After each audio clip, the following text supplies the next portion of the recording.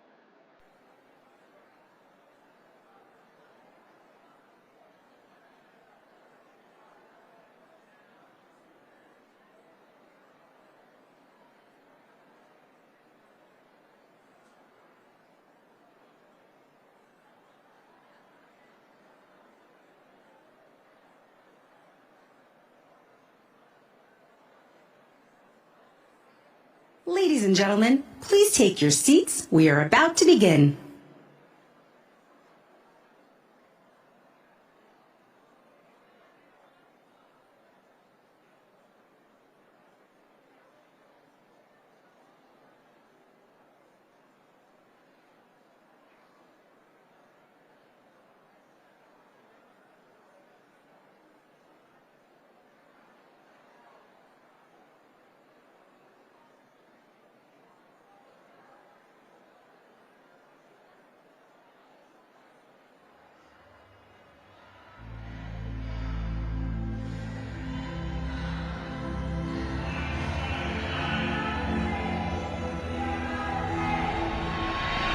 What am I? I'm Israeli. And I'm American.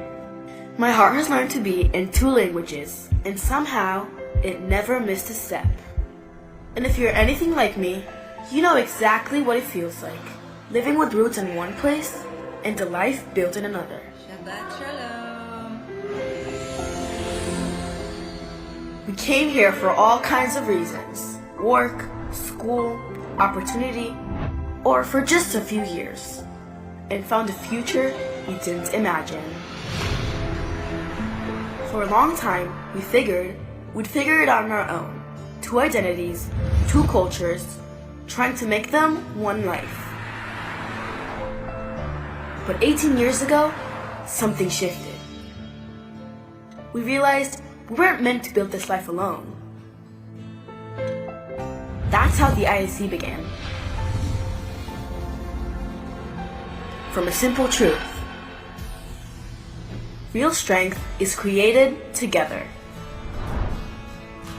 Israel, America has your back. And the more we came together, the clearer it became. We weren't just Israelis living abroad. We were shaping a home here too. We support one another. We show up when it matters. And when thousands of us gather in one place, There is no real way to describe that energy. If Israel is in your heart, welcome home. Do not be afraid. We are courageous and we are strong. Now that I have children of my own, the story gets bigger. It's about who they'll become. It's connecting them to our roots, our history, our people. It's raising leaders on campuses, in classrooms, and in business. It's knowing that across cities and states, there's a network that stands by us and protects the values we share no matter what the world brings. It's speaking up for Israel from afar. Together we stand strong. And strengthening America from up close. We are here and we're not going anywhere. In support of our Israeli nation.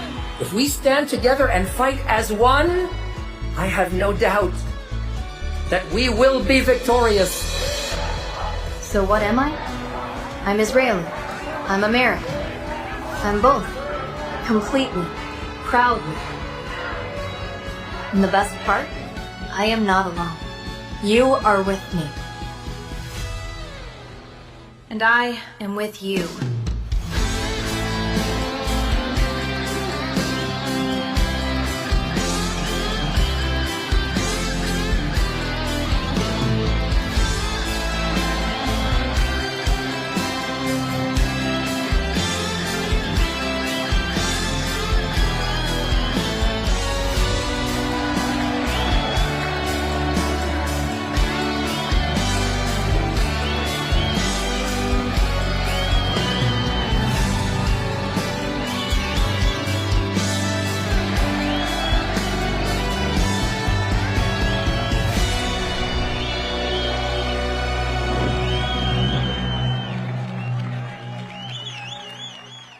Hello and shalom IAC. Please, everyone that is still joining us, take your seats. And welcome to the second plenary of the 10th IAC National Summit. For the past 18 years since the establishment of the IAC, this wonderful community of Jewish American and Israeli Americans has been united, connected, and empowered together. We can see that strength more clearly than ever at this summit, with you all coming here from all over the United States and beyond. One of the IAC's first and most important mission is to nurture leadership and meaningful action.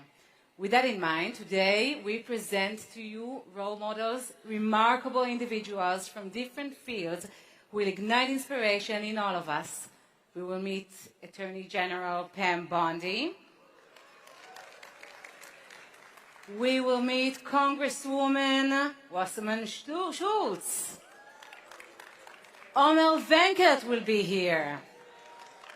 Caitlyn Jenner will be here. Idan Reichel, and many, many more. Throughout this plenary, we will hear different voices speaking on stage. Remember that whether you agree with them or not, they all deserve a warm welcome and respect, as they are all our guests.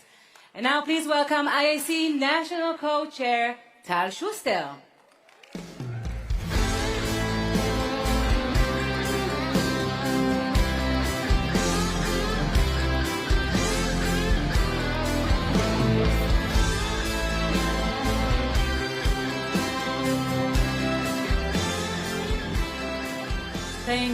Thank you everyone, and I hope that you're having an amazing and inspiring conference so far.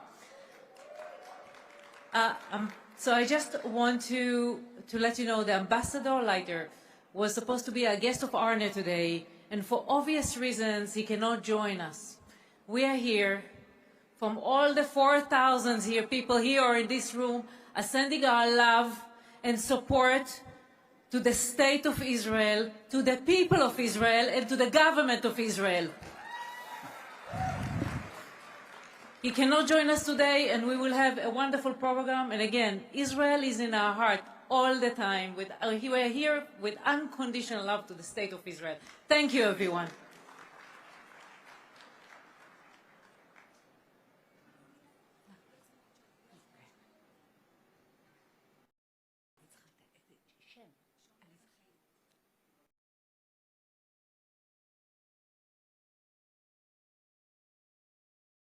Please welcome, with a grand round of applause, Mr. Shon Evan Chaim.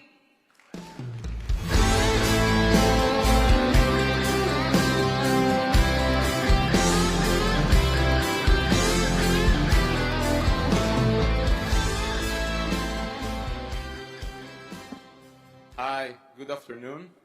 Like Tal said, this is another amazing summit, and I hope you all enjoying it as much as we do. But I'm here because I have the great privilege today to recognize a truly extraordinary person. If there is anyone who embodies the values, strength, and beauty of the Jewish people, it's Dr. Miriam Edelson. Her impact is felt at the highest levels through decisive actions, deep commitment, an unwavering sense of responsibility. We would not be here today, and the IAC would not be the nationwide organization it is without her vision, wisdom, and generosity. It is my honor to invite to the stage the one and only, our true Wonder Woman, Dr. Miriam Edelson.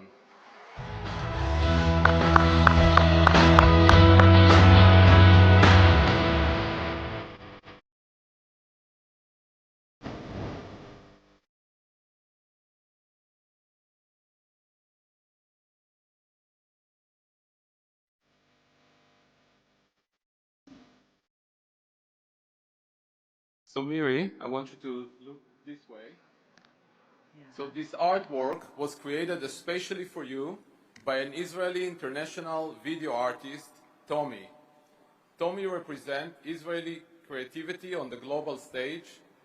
This piece was crafted specifically in your honor as a visual expression of your deepest gratitude. The dedication reads, "Stand up for what you believe is right, even if you stand alone. The truth will always stand with you." And we know where this is coming from the office of what Sheldon and you used to see every day when he walked into his office. So Miri, your leadership has strengthened the bond between the United States and the State of Israel at moments when it mattered most. Your determination and influence have played a meaningful role in the effort to bring the hostages home and to protect the Jewish community here in the United States.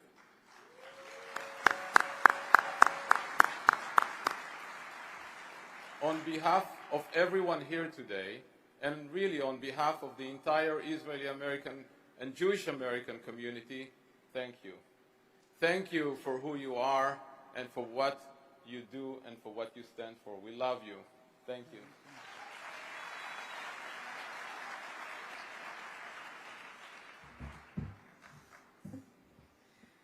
I'm not too old. I just had a surgery in my knee, okay?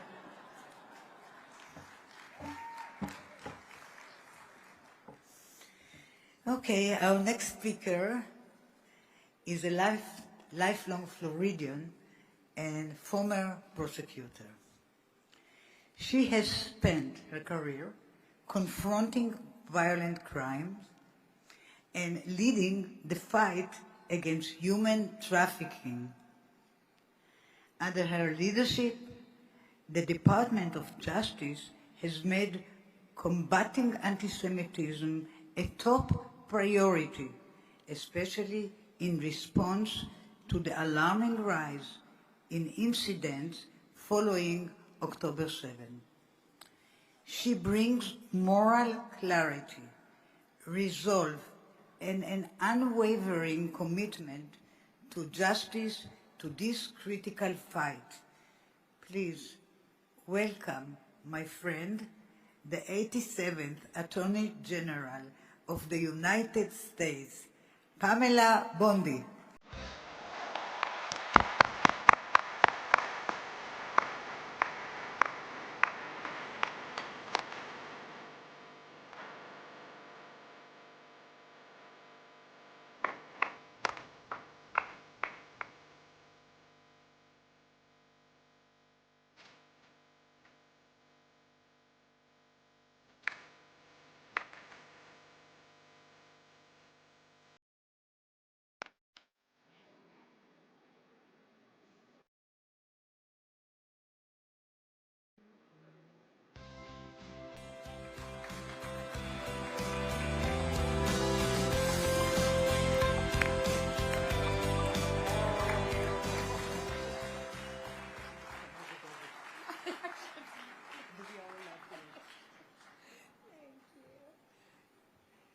Miriam Adelson is amazing. What she has done for Israel, for our country, and for this world is second to none. Thank you, my friend.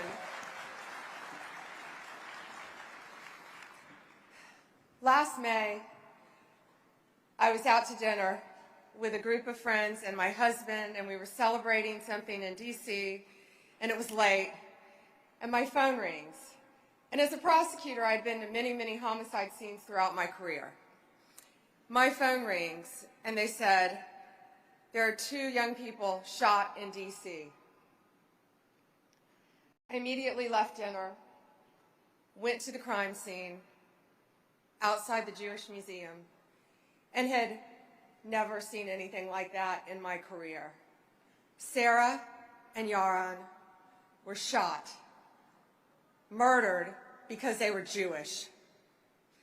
And that's when I really got to know Ambassador Leiter. That man is strong, that man is tough, and that man cares.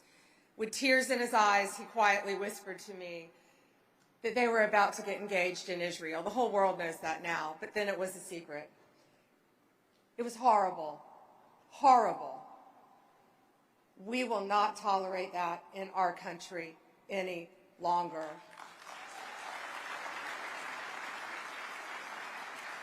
We are prosecuting the monster, and we will seek the death penalty.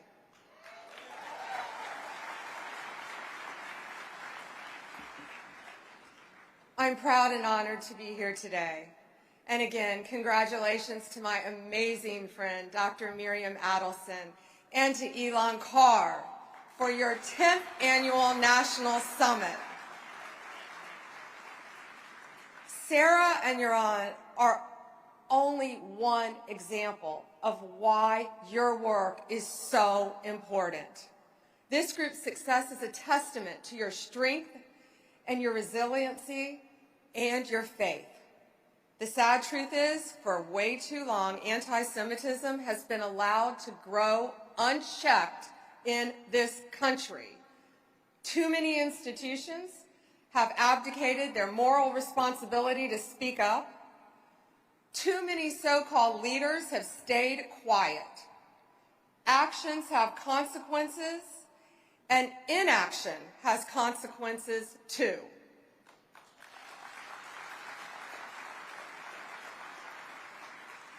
We've sued violent protesters under the FACE Act for intimidating Jewish Americans worshiping at synagogues. This is the first time since its passage, the FACE Act in 1994, that it has been used to protect a house of worship. And Harmeet Dillon, who runs my civil rights unit, is right here in the front row. Harmeet is a champion.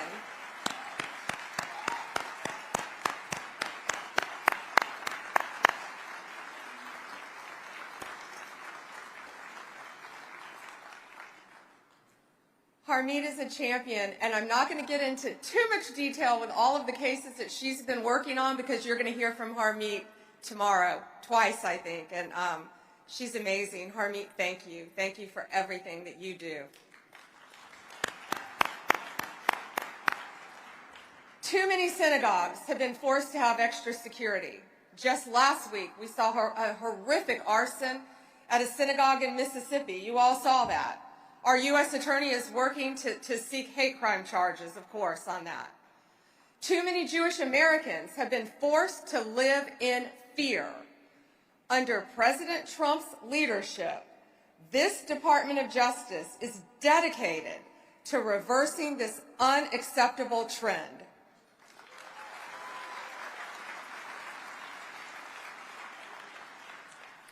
We've seen Jewish students harassed just for going to class. We've seen businesses boycotted and targeted.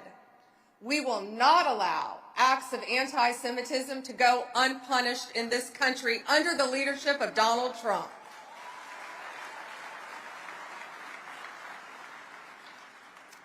We all know that many of our universities have been fostering an environment that enables and embodies anti-Semitism. We are demanding more from this country's educational institutions.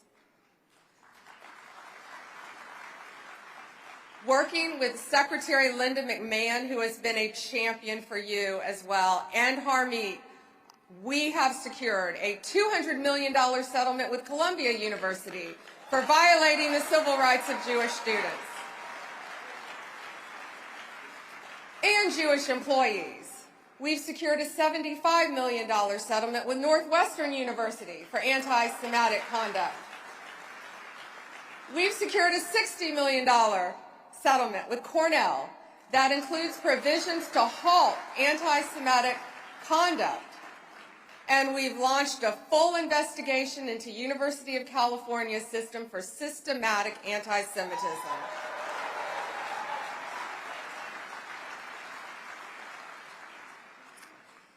These aren't easy settlements, too. I watched Harmeet, I watched Linda McMahon, and the President of the United States himself negotiate these settlements for our not only Jewish students, but our Jewish professors.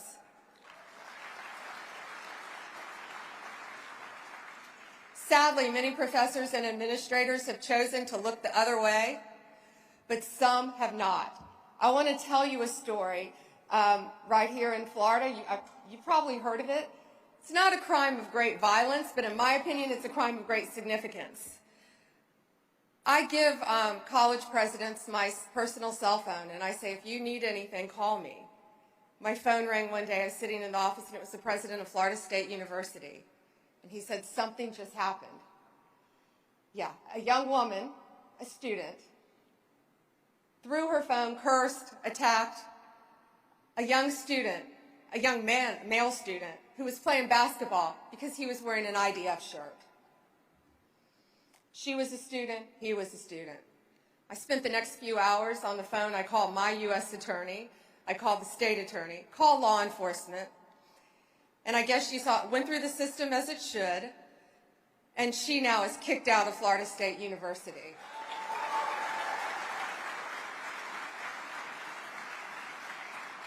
But little things are the big things, and that sends a strong message that you can't behave that way anymore in our country. You can't bully other students simply because they're Jewish. And you think they're better than they are. Not going to happen under Donald Trump's presidency. After October 7th, you all know President Trump fought to bring every single hostage home with the tireless work of, I believe, the unsung heroes, Steve Witkoff and Jared Kushner. I love all three of them, and watching them, what they did was truly remarkable. I was blessed with my friend Allison Lutnick to get to meet many of the freed hostages before they were released. I met two brothers in my office in June. I met E.R. and Amos. No, I'm sorry. I met Atan and Amos. There were three brothers, but I met two of the brothers. And E.R. was kidnapped, of course, October 7th, with his brother. He was released, but they held Atan still in Israel. Excuse me, they kidnapped him, and he was held, of course, in Gaza. These are the two brothers. I kept this picture. Amos, who was not kidnapped, and the one brother who I've become friends with and we still text, he gave me this picture. I'm sure you've seen this picture of the two brothers separated. Horrible.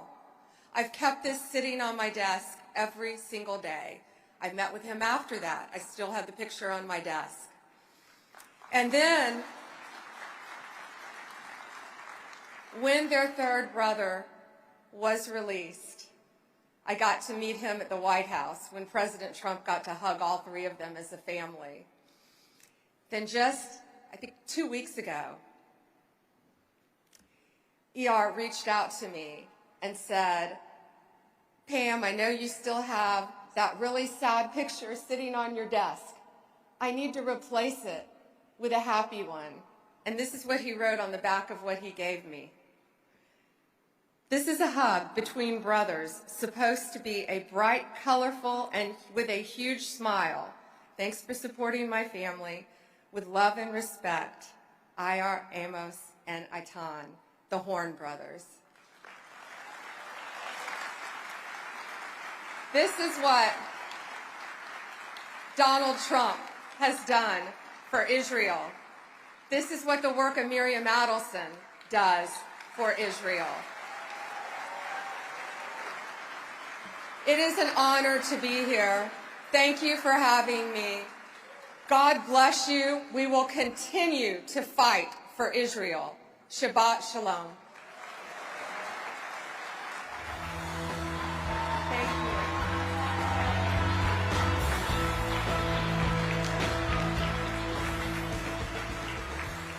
Attorney General Pam Bondi.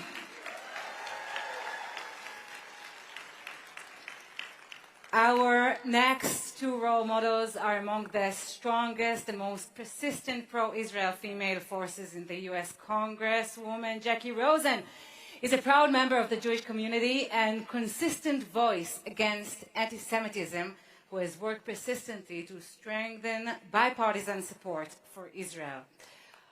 Congresswoman Debbie Wasserman Schultz is one of the strongest voices for the Jewish community and the U.S.-Israel relationship, who has worked tirelessly to strengthen the bond between Israel and the United States.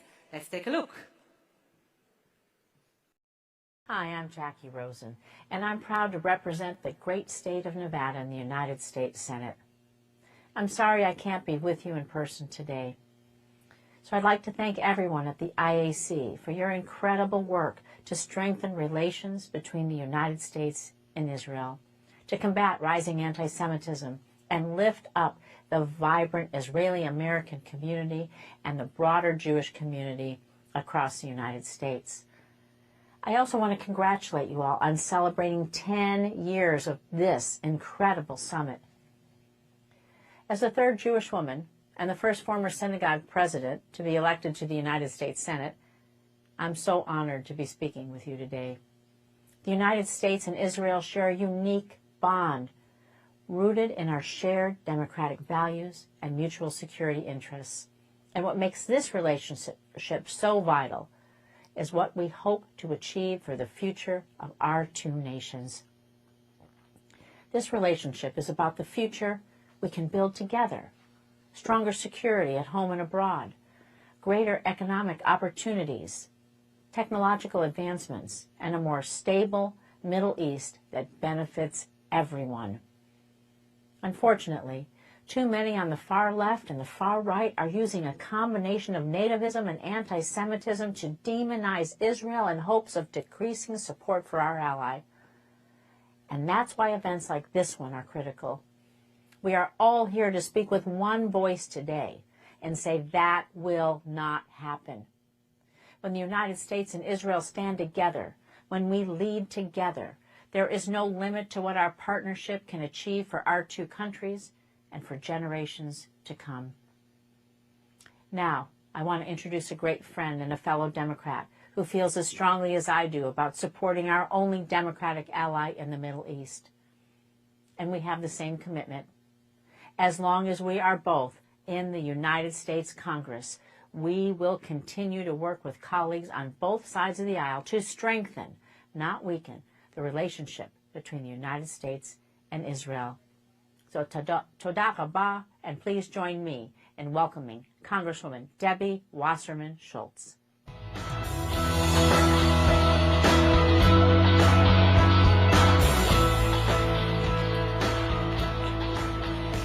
And to interview Congresswoman Wasserman Schultz, please welcome Aviva Klompas, an educator, author, and the CEO of Boundless, a pro-Israel and anti-Jew hatred education group. Please. Thank you so much. Congresswoman, it's wonderful to be in conversation with you. With you as well, Aviva. Thank you. Thank you. The last time that I saw you was actually at your Hanukkah party in Washington, D.C., and you used that opportunity to actually profile the story of Ran Gvili. And you invited his sister, Shira, to attend and to speak. So I wanted to begin by thanking you that even now you continue to advocate for Ran's return, as we all do. And because for these past 2+ years, you've used your platform at every opportunity to advocate for the hostages and the family of the hostages, and none of us take that for granted. Thank you. Thank you. And the reason none of us take it for granted is because that is not an across-the-board approach in the Democratic Party. And as you can imagine, a lot of us here are quite worried about what we are seeing taking place in your party, because there was a time when Israel was a bipartisan issue.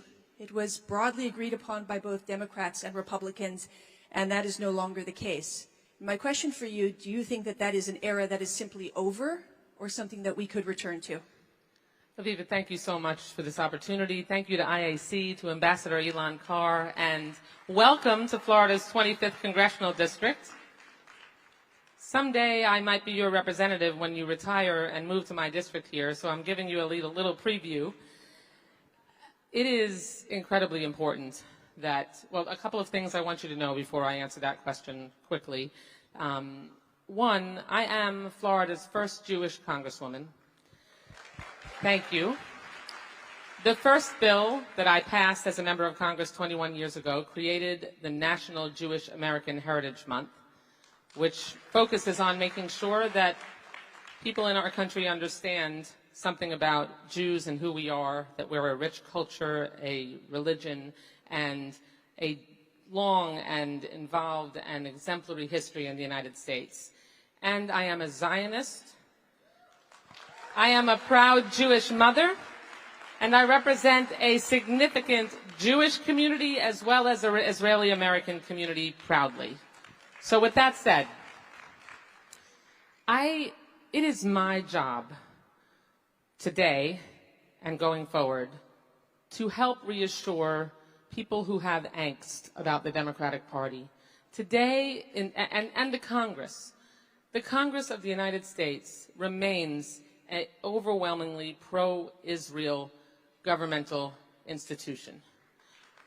The vast majority of Republicans and Democrats support the U.S.-Israel relationship, and in my party, and you have only to look at the votes that we put up on the board, on the House floor, to see that we have loud, vocal, hard-left individuals, as do the Republicans on the right, who get outsized attention, and who it is our responsibility to make sure that we minimize their voice and their impact. And that is work that I am involved in doing alongside my pro-Israel colleagues every single day. That I can assure you. And my second question has to be not to the Congresswoman, but to all the Israeli tech and innovation people out there. Can you clone her? We just need more of this ahead of the midterms. So my question for you is ahead of the midterms that are coming this November, where people are interested or worried to see where the party is going. Are there conversations that you can share with us that are taking place in the party on issues about Israel and anti-Semitism? And it goes without saying, the concern is we have seen so many Democrats, including I think some that we would consider mainstream, that have been distancing themselves from Israel or not speaking out in the way that we would like. We have, again, Democrats and Republicans on both sides of the aisle that represent a loud core group. But there are many of us, Jews and non-Jews, who are pro-Israel within my party and I serve as a senior member of the Appropriations Committee. I do work on that committee to make sure that we can go to bat in the State Foreign Operations Bill and the Defense Appropriations Bill to ensure that the assistance that Israel needs, and by the way, I think the jury should not be weighing in yet on whether military assistance we're ready to end our military assistance to Israel, because I don't think that's appropriate. Too many people are leaping to say that should end even earlier, and that's just a cautionary note I want to lend to your thought process. But whether it's the Zoran Mamdani election that I know so many people here, and I'm sure we have a few New Yorkers. I'm a native New Yorker myself, spent my whole adult life here. I just want to point out some truths. Mark Levine, who was elected comptroller of New York City on the same day as Zoran Mamdani, won every single borough, in some cases by more than Mamdani did. He is a pro-Israel Jewish Democrat. And so that shows you that it was not all about, anti-Israel issues in that election. Julie Menon is now the first Jewish speaker of the New York City Council. Imagine that we have the first Jew that is now serving as the City Council Speaker, pro-Israel and a Democrat. And Abigail Spanberger, Mikey Sherrill, both pro-Israel colleagues of mine, have both been elected governor of their states. So we have Hakeem Jeffries, who is a pro-Israel Democratic leader who has consistently stood up and been a strong pro-Israel voice. So there are countless examples. And I want you to know that we don't just leave it to chance. We have a core group of organized members that work inside to educate new members as they're coming in, to ensure I'm leading a women members trip of Democrats to Israel with AIPAC next month in order to make sure that we can continue to get new members to Israel and help understand what's really going on there. I'll wrap our conversation with one last question, and maybe I'll turn the tables a little bit, which is we so often ask what you and the Democrats can do for us, but maybe we'll quote or we'll misquote a different famous Democrat, Kennedy, who asked not what your country can do for you, but what you can do for your country. What is it that you would like to see all of us doing to help reshape what the future of the Democratic Party and the Israel-America alliance looks like in this country? I'm going to stand up for this because I feel so strongly about it. I am going to take Aviva's question and tell you that we all have a responsibility, those of us that are pro-Israel, those of us that are concerned about the explosive rise of anti-Semitism in the world. We have a problem generationally, whether they're Republicans or Democrats or independents. The next generation of Americans, the next generation coming up behind us, does not understand the importance of a strong Israel, an Israel that should always remain a Jewish and democratic state. And they don't understand that we as a people have contributed boundless significance and impact in countries across the globe. Anti-Semitism is growing, and there are young people who believe that the Holocaust never happened, an astonishing percentage, that it wasn't 6 million, that it was a number far fewer.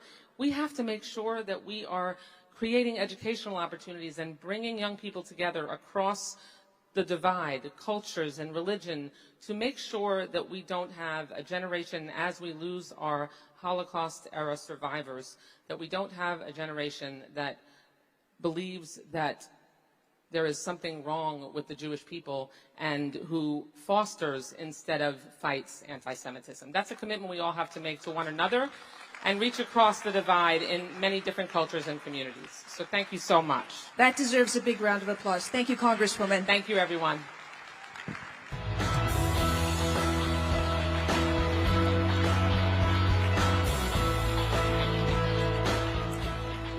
Thank you, Aviva and Congresswoman Wasserman Schultz. And now for our next role model.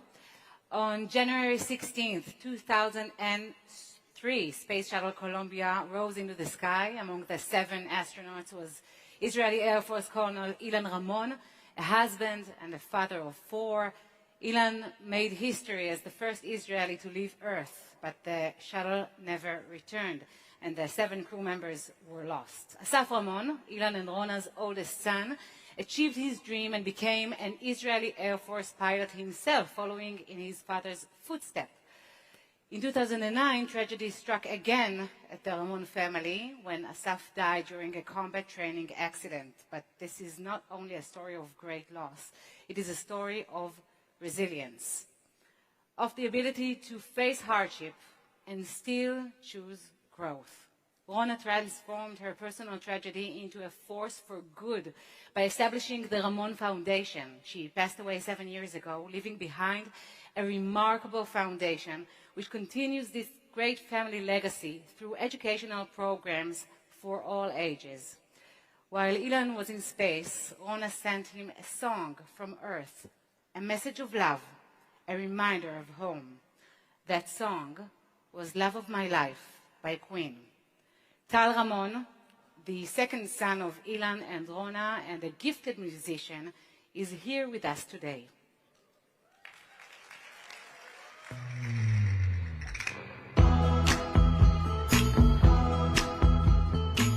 The first Israeli ever to fly in space on this 16-day mission, Ilan Ramon.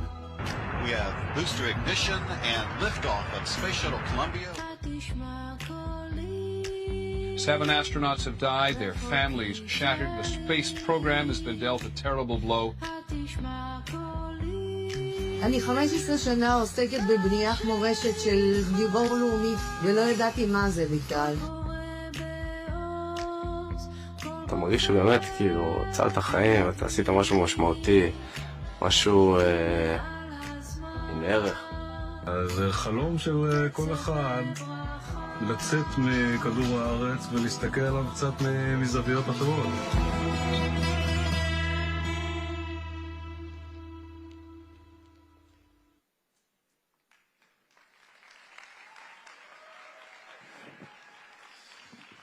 Thank you so much.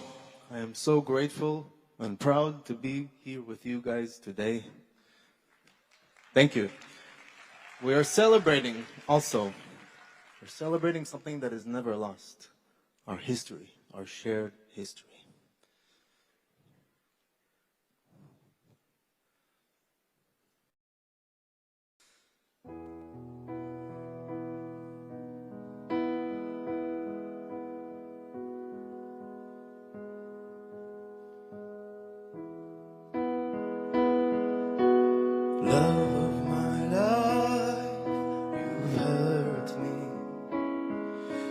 Broken my heart, and now you leave me. Love of my life, can't you see? Bring it back, don't take it away from me, because you don't know what it means to me.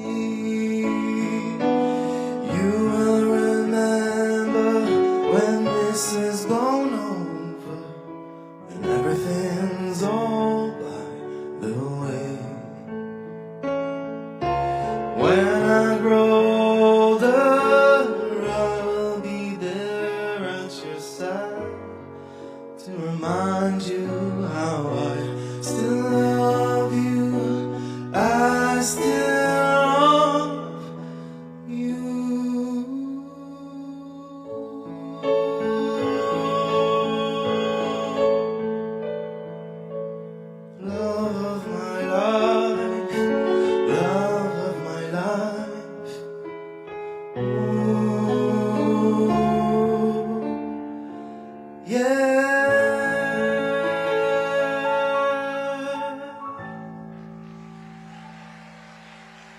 Thank you so much.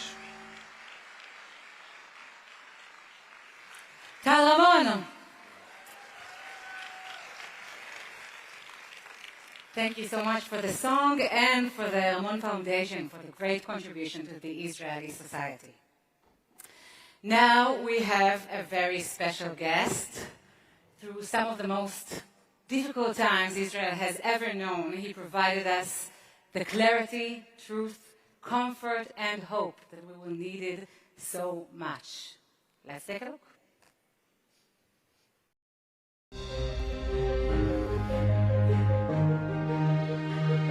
אנחנו נמצאים במצב מצב ומלחמה. כל מי שהיה מעורב בטבח בשבת הוא בן מוות. צאו מהעיר עזה וסביבתה לאור התקופה כה קשה מאוד למחיה. אני רוצה שתראו את הדברים שלו. The IDF recently confirmed that Yahya Sinwar, the face of evil, was killed in Rafah. דניאלה, לירי, נעמה וקרינה בידינו, הן בדרך הביתה. בוקר הודענו רשמית חיסולו של חסן נסראללה, ראש ארגון הטרור של חיזבאללה ב-30 השנים האחרונות. יש לנו עוד עבודה ואנחנו נחושים להשלים אותה. אני אשמח לענות על שאלות. Let's see about that. Ladies and gentlemen, please welcome Reserve IDF Naval Commander Officer and former IDF spokesman, Rear Admiral Daniel Hagari.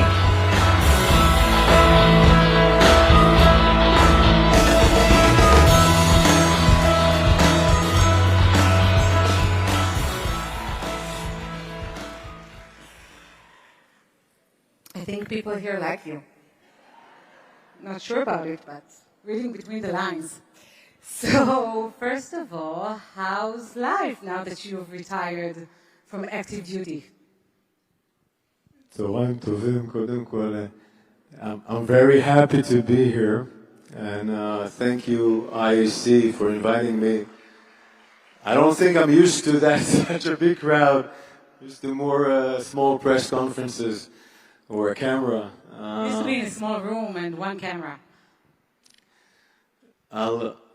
First of all, it's strange, you know, after 30 years of service, and most of them, I was a warrior and commander, and I reached to be the IDF spokesperson, but it wasn't meant to be in my planning, you know. I was a warrior and commander. I joined the service for that, and I also had the honor to serve my country also as the IDF spokesperson.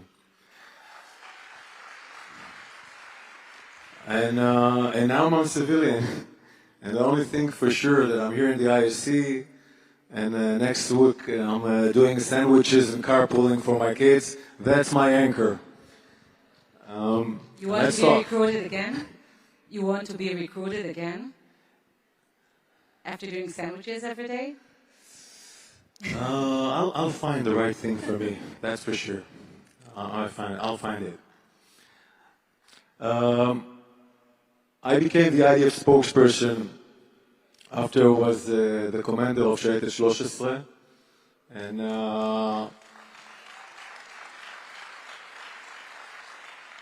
that was my life dream, to be the commander of this special unit, such wonderful people, and doing those operations to protect my country. And it gave me a lot of qualities and capabilities that I could use at the war, during the war, and especially on October 7th. And maybe we can talk a little bit about that, Ilan? Yes, and maybe we should talk about the fact that when you were appointed, we met, and afterwards, after October 7th, I thought to myself, was that a scenario that came to your mind when they offered you to be IDF spokesman? Well, when they told me to be the IDF spokesperson, it was General Alevi that did that, and he said, I want you to be the IDF spokesperson. I said, why? I don't know how to speak that well. And he said, you are a warrior and commander, and you could be the voice of the soldiers and commanders, and that's what I want you to be.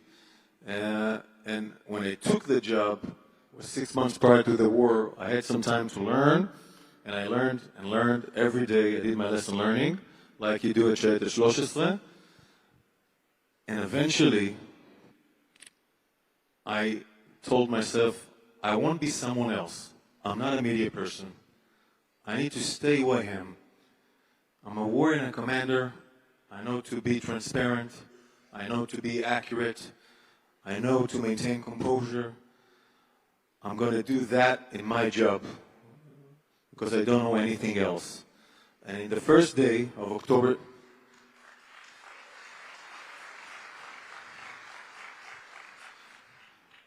I met you at at television, and during that meeting and other meetings that I conducted, I tried to understand how this media works. So on October 7th, I had a lot of interviews, and then I said, I cannot control the situation like that. Let's do statements, because we weren't doing statements in the idea of spokesperson before that, and it was a day that nobody told you what to do. Even after a couple of few days, nobody told you. It was so chaotic. And I said, I must be in control on mediating what's the situation. I'm obligated to the citizens of Israel. That's my audience. And I stood up, I took the podium, and no prompter, no text, the way I understood the situation, and tried to give to the citizens something to hold on to. Understand the situation, as bad as it is, give directions. And then I understood it's the right thing to do, anchor-wise. And I learned that there isn't one audience. There are many audiences. There's the Israelis, there's the Jews in the diaspora, and Israelis in diaspora.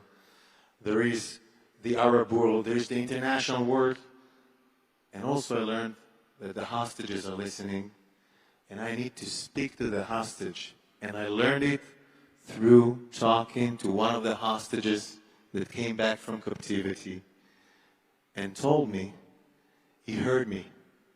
He heard me on Al Jazeera while his captors were trying to shoot him. They used to open television, and he heard me. And he told me, you are giving me messages. And every time I touch someone, I talk to someone, I've learned something.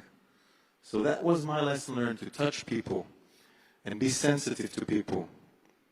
And my teacher for that is my brother.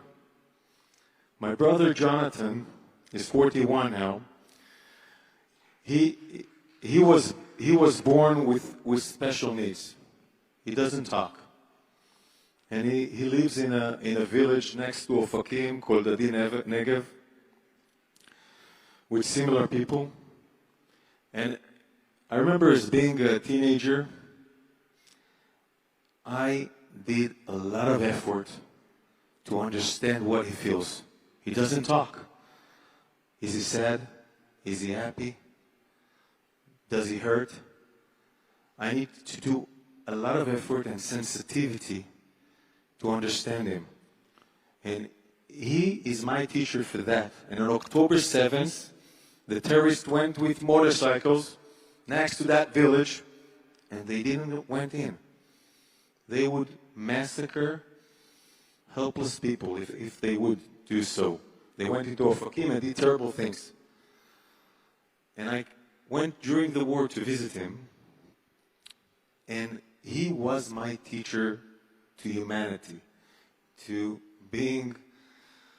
trying to be, and I tried, to be human to Israelis, to the hostages, to the soldiers, and I went inside Gaza and inside Lebanon, first of all, for the soldiers, understanding the soldiers, the warriors, and then to mediate it to the world and to the whole international community. Because the power, I didn't understand in the beginning. I went into the field because I'm a warrior. But the power of that you're in a tunnel, that you're in Lebanon, you're in Gaza, you're there, you're explaining it from there, it's so strong on social media, on mainstream media. It's short, it's fast, it's viral. And we experienced different kind of tools during the war. And we tried to be better every day. And we try to listen. What should we do? What should we do every day? Because every day something else happened. I think that's why people found a lot of comfort when you spoke to them, because it was like a recipe. It has some comfort. It has a very it felt like you were in our living room telling us a story the way we should, with some hope, with the truth, with inspiration and strength, and I think people saw it. Really, really saw it. We only have like a minute and a half, and we could hear like 10 million more stories about it, but I think a lot of people are sitting here now wondering, is it possible to change the narrative that we see today worldwide when we speak about Israel? I'll try to do that in one minute, okay? The question is not if. So how? No, the question is not if. We must do that. It's not an if question. We should reorganize ourselves and build something in the country in a different way, an agency, not just in the idea of spokesperson, country-wise. You know, people ask, you did the beepers, you did the Iron Dome. What about speaking the narrative? Iron Dome and beeper, because I know it personally, 10 years, 15 years of preparation. We need to build now those platforms, those capabilities, those technologies. And yes, do now, but also 10 years from now. The future of Israel depends on all of us. All of us. And so does the responsibility. So does the responsibility to protect and shape it. Thank you so much. Daniela Gari.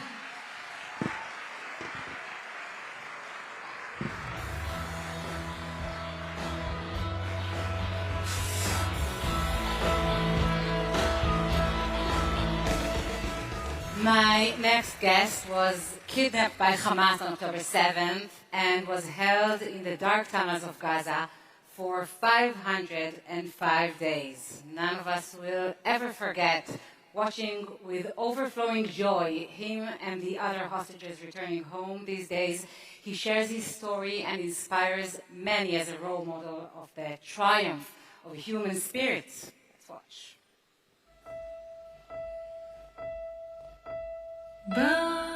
ישראל נמצאת תחת מתקפה, מתקפת טרור משולבת מאז שעות הבוקר.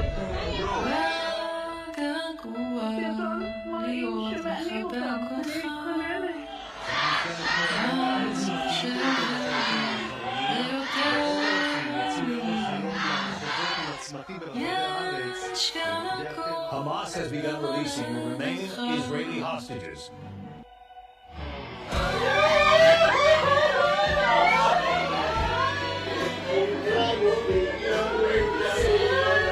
ויש המון שמחה בזה שאני פה. ואני מזכיר לי, ואני מזכיר למי שסביבי תמיד, כל השמיים מעליכם, תעתנו בסדר.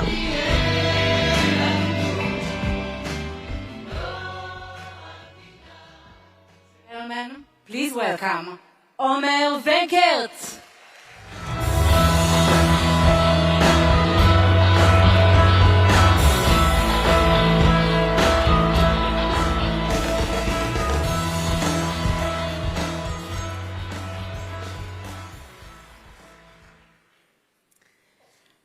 I was wondering to myself, how do you introduce yourself to people that don't know you for some reason? As Omer Venkert first, former hostages. That's still who I am. Okay, and then you share your story immediately, or are you worried what kind of questions you'll be asked during this conversation? No, I'm not worried about the questions, because I think that you're going to ask me some serious things that's important to talk about. So actually, I'm a bit excited about what you're going to ask me for. And I'm very excited to be here and talk in front of all of you about my story. Thank you very much. About my story and the messages that I want to give you. So thank you about the opportunity. I think a lot of people are wondering how do you adjust to this huge change? I mean, where were you a year ago and where are you now? How do you adjust? How often do you think about just, is this real? Am I free? So there is a couple of phases in the rehabilitation. At first, it's a huge euphoria. Just can't believe it. you feel like you're in a dream. After a few weeks, this is the point that, for me, it was the point that I understand that I need to take everything slowly, step by step, not rush into it, because, I was so hungry to discover about everything, to hear what happened here, and to manage to the real life so fast. And after a few weeks, my brain told me, like, you need to relax. So it was very important to listen to myself, to my body. And then it was the other phase, the second phase. It was more complicated because this was the real start of the rehabilitation process. Of course, I'm in a therapy, and I have the environment that supports me and loves me, and it's very important. But then immediately I started, I joined my parents and all of the hostages' family to the struggle to bring them back home. Everyone, every single one. At first it was for Guy Beviatar, my brothers who been there 8 months after me. And all of them, and of course we're not going to stop until Rani Vili will come back to Israel. A lot of the hostages spoke about things that they can't seem to get used to. They can't take for granted, like eating whenever they want, going to the restrooms whenever they want. Do you still feel the same way about certain things, or you get really comfortable really quickly? It wasn't quickly. It took time to be comfortable about it. Because you appreciate every little thing. I can tell you that in the first few weeks it was like amazing moment for me to just flash the water out of the toilet. It was so incredible because for 505 days I even didn't see a toilet for once. So it was the little things that were amazing for me at the beginning, like opening the fridge in my house. I remember the single moment that I opened. I was so excited to get inside my house the first time and open the fridge. And at the beginning it was amazing. I looked at the fridge and I was like, wow. But today, it's regular for me. There is a thing that now it's my schedule again. And I'm happy this is regular for me because I was afraid that I'm never going to get used to the real life again. And I'm happy that I'm feeling comfortable about it, but still appreciate every little thing. I'm being thankful about everything. About everything. Nothing is granted for me. I took nothing for granted and I saw that they put it in the video, but there is something that I'm saying a lot. As long as my sky above me, I'm waking up at my safe place in the morning and I know at the end of the day I'm going to be at my safe place, I have the people around me that support me and love me, and I love them and support them. I'm so thankful about it, and it's more than enough for me. So everything I have more than these little things, I'm so thankful about it and grateful about it. I know it must be strange hearing this, but I think we're thankful for it as well. We are so grateful that you are here and we can hear you and talk to you. And now you go around the world and tell your story, and I presume you get a lot of comments from all kinds. So first of all, what's the main message you try to deliver when you talk to people? And were there any confrontation that you met some people that argued with you or said some things that maybe push the button? First, the message that is really important to me to say. First, it's giving a hope opinion, a message of being optimistic. Who knows, maybe even tools how to handle the difficult stuff in life. I'm not want to brag about it, but I think that I can give power for people hearing me. Because everything looks kind of silly. when you worry about things and then you come and you say your story, you tell your story. This is difficult? I'll show you what's difficult.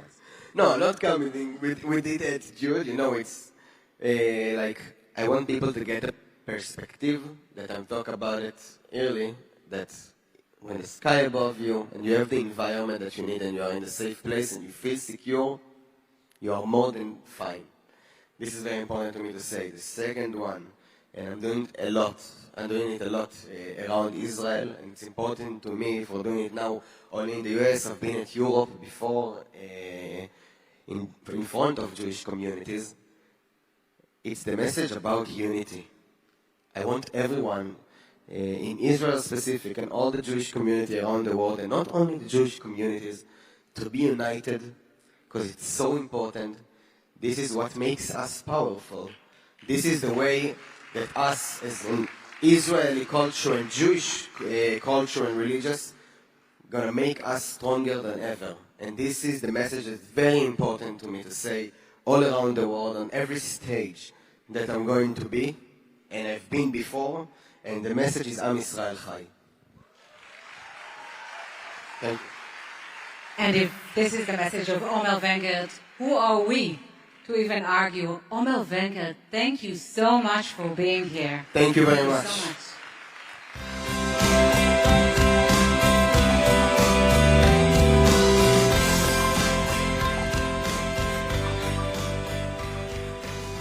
Our next speaker is the co-host of Israel's leading award-winning technology podcast. He lectures at universities and works with large organizations on how AI is reshaping work, decision-making, and everyday life. Everyone, please welcome Dror Globerman.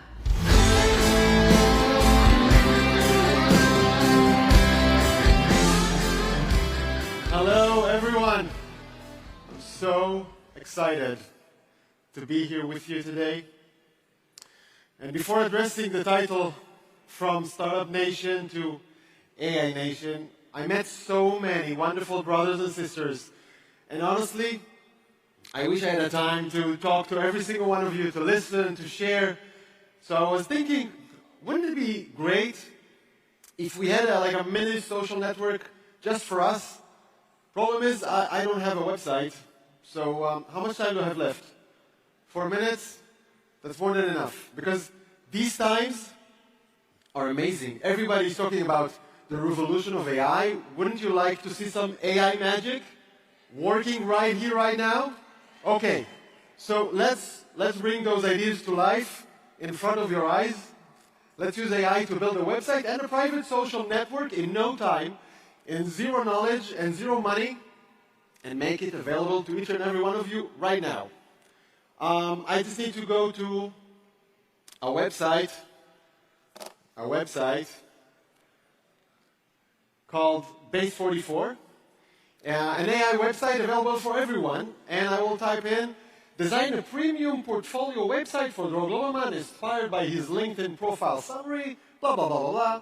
So now let's attach a file with my LinkedIn profile, all my details, all my data about me, and it's going to take just a few minutes, and you can see how the website is being composed in front of your eyes, and it is ready. It's alive right now. And it shows all the details about my work and so. Okay. And now let's add a social network into this new website with posts and comments and likes and all that. So I will prompt it again. And as you can see, all my input to the process is all plain English. I can't write code. And I don't need to. So here it is. Mini social network with likes and posts. So I wrote something and, oh, Alan responded. That is nice. So if you want to try it right now, live, you can scan this QR code, see if it works. You can scan this QR code, and it will send you into the website. And now watch closely. If you hit the menu mark over there, and then IAC 2026 over there, you'll be directed straight into this live working, I hope so, social network. Is it working? Yeah? Okay, so you can leave a message to me or to anyone else just stay in touch. Now, this is super, super basic, but my idea just became alive. And that is the story of artificial intelligence. It has dramatically expanded what ordinary people and professionals can do. Business owners, marketers, lawyers, doctors, scientists, developers can become 5 times, 10 times more effective. Personalized medicine, personalized education, coding at speed of light, marketing has transitioned with AI-generated images, videos, but also with AI-generated insights and workflows and products. This technology still makes mistakes, right? A lot of them, but there is enormous potential and also enormous opportunity and enormous risk. So where do you stand with this shift? So here are 3 things you should know. First, the real hope is not only in governments and corporations, it's in people, and specifically this people, right here.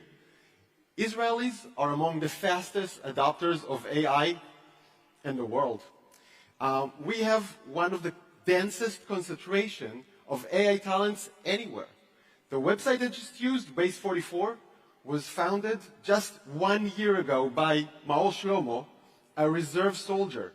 He himself used AI to build it. 6 months later, with 5 employees, this company was sold for $80 million. This person is one of my generation's heroes. And honestly, that shouldn't surprise anyone. In the age of rapid change and chaos and uncertainty, I think the Jewish and Israeli mindset really shines. I mean, we've always dealt with challenges through innovation, be it cyber, Iron Dome, drip irrigation, or the very idea of the establishment of the State of Israel. Pandemic, Iranian missiles, disruptive technology, we'll sort it out. Second, AI can help Israel to address some of its deepest challenges. For example, integrating ultra-Orthodox communities into workforce. Entrepreneurs and managers who studied in yeshiva and not in schools are now using AI to close gaps in business, in math, and English, and become stronger professionals. And 3, the companies leading the global AI revolution, such as NVIDIA and Google and Microsoft, IBM, Oracle, and others, are not just working with Israel. They see Israel as a second home for their most advanced development efforts. Some of the people shaping artificial intelligence at the very top of the world, people like Sam Altman, Mark Zuckerberg, Sergey Brin, Larry Ellison, come from this community. So the bridge between Israeli innovation and Jewish American community keeps expanding, and it is more important than ever. And here's the reason why, at least in the eyes of the AI. Because AI is not just about speed and efficiency. AI transforms us as people and as nations. And there are moments in history where the future trajectory of societies and economies is redefined. So we should talk not only about money and tech, but about what values we want to promote. If we get this right together, with curiosity instead of fear, with responsibility instead of hype, and with connection instead of isolation, we can use this moment to strengthen societies, not to fracture them. The connection between, I want to say, the Jewish mind and the artificial mind is only beginning to reveal its full potential. But if we get this right, not just technologically, but also humanely, it can be a powerful force for Israel's future and for a real tikkun olam. I want to thank you for this. Thank you. And now, ladies and gentlemen, please welcome Executive Vice Chair of the Board of Directors and former CEO of software titan Oracle, Safra Katz. Oh yeah.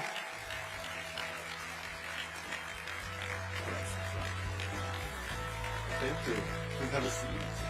And founder and executive chairman of global cybersecurity leading company CyberArk, Udi Mokadi. Oh yeah, where's Udi? Come on stage.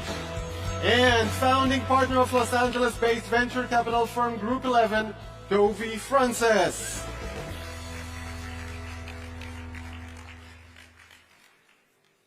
Dovi is joining us. Okay.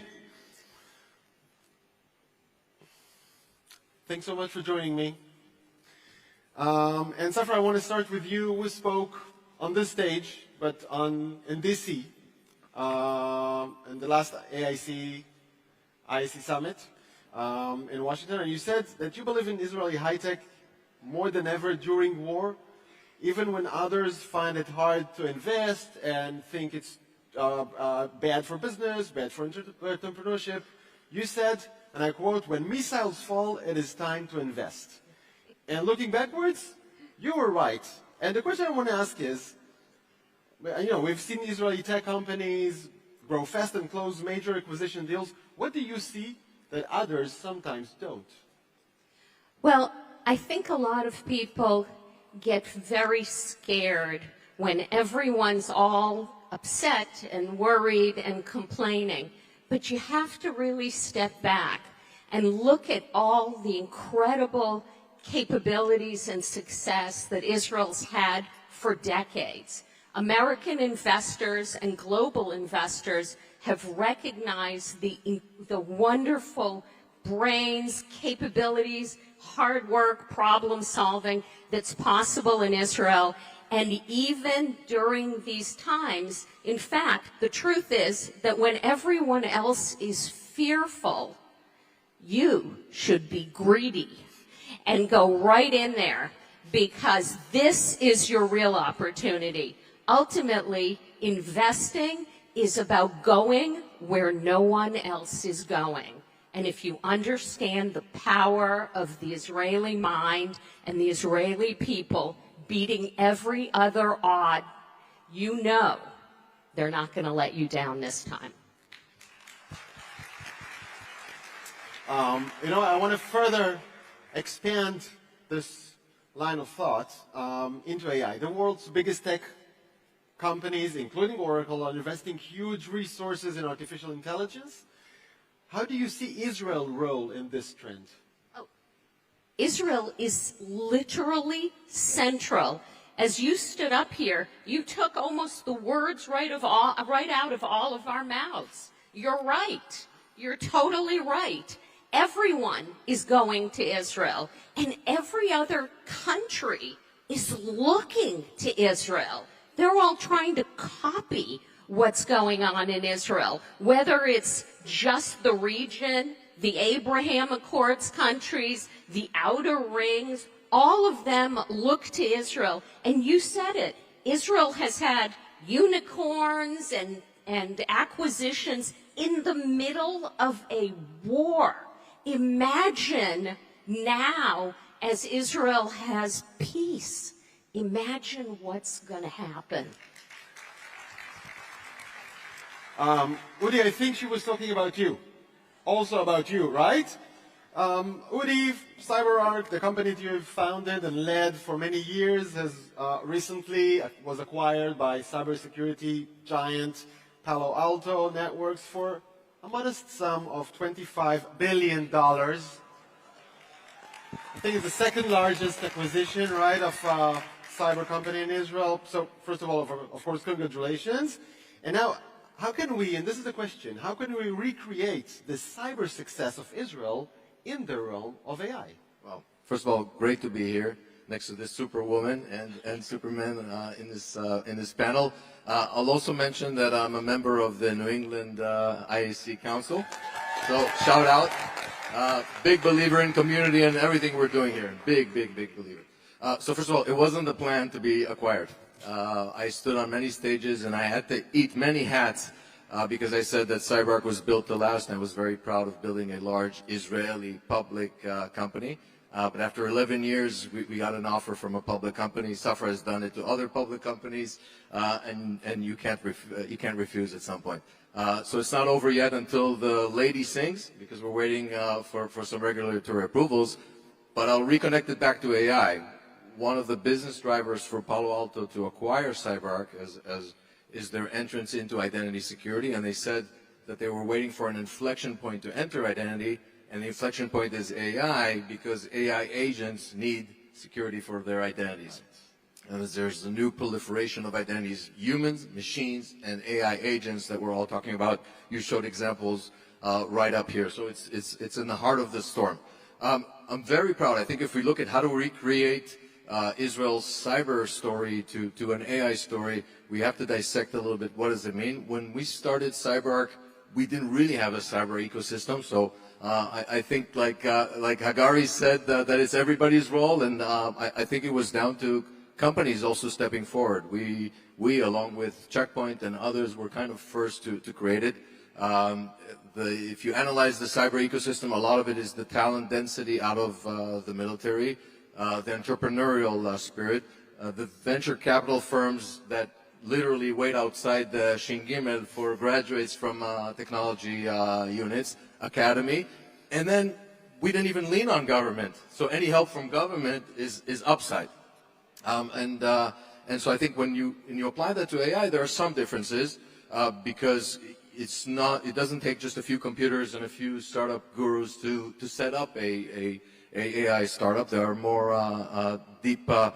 You need GPUs. You need more potential. But I think the other elements can follow. Israel is already recruiting talent for AI. There's already more education happening in high schools. We really need to push for that. I mean, if you ask me, choose one, I would just say education from high school, even if earlier, on math, on technical skills, on AI, to get them into the military with knowledge so that they can go deeper and expand from that. And then we can recreate this similar ecosystem like we did in cyber. I think it's very possible. Okay. And this brings us to you, Dovi, right? Apart from being a seasoned investor in disruptive technologies, you were appointed last year as a special advisor to artificial intelligence for Israeli Prime Minister Netanyahu and the Israeli government. And in your view, what should be the balance between the role of the government and the role of the private sector in this field? I'm getting all the fun questions. Can I say, just a quick mental break? It's good to see everybody here. It's been a couple of years. Thank you for having us. Thank you, IAC. What an amazing event. What an amazing lineup. Raise your hands if you feel like you're winning. Raise your hands if you feel like we're finally winning. It's good to be back. All right, now to your less exciting question. I was self-appointed as advisor to Prime Minister Netanyahu because I was never hired for the job. And when Globes called me and asked me if I have, I said, yes, of course, I'm advising him. So that was the title. But ultimately, I became close to the Prime Minister because I was on the right side of Israel since January 2023, when many of my peers called to take money out of Israel, when many of my peers called to leave Israel. I fought with Israel, I stood with Israel, and I convinced the Prime Minister that the AI revolution is upon us, and we need to prepare for the AI revolution, otherwise we would be decimated. So now we're prone to winning, we're ready to win. What is the balance between governments and the government role and the private role? It's yin and yang. They're intermingled. I mean, they're both separate, different sides of the same coin. So you cannot, without a government policy that allows free markets, that support entrepreneurs, that helps pay and participate in large products like Oracle has in Body In, and like NVIDIA has in Israel, we will not be able to have a thriving private sector. So both of them are super important, and thank God the Prime Minister Netanyahu and the government of Israel raised the glove and went and established a national AI directorate at the Prime Minister's office, which is equivalent to the Mossad that also sits at the Prime Minister's office in terms of its influence. I guess none of the... Yeah, that's a good idea. I guess none of the people present here on stage would dispute the fact that AI should be considered as the new oil or the new energy, right? We agree on that. Absolutely. So I want to ask Safra, as of 2025, Oracle employs an astonishing number of over 160,000 people worldwide. And being such a huge employer, how do you think AI will affect the job market? Well, I know that people are afraid that a lot of jobs will go away. But a lot of new jobs are coming. And they're already starting to show up. In fact, AI helps not only productivity, but capability. It makes for folks who couldn't do other things, it helps now For example, in medicine, it's true, it's great to have a radiologist look at an image, but boy, when you have an AI analyze the image and then you have the radiologist look at it, you're not talking about only saving money or saving time. You're talking about saving lives. And that is going to be showing up in many, many industries where we literally don't have enough trained people to do these things.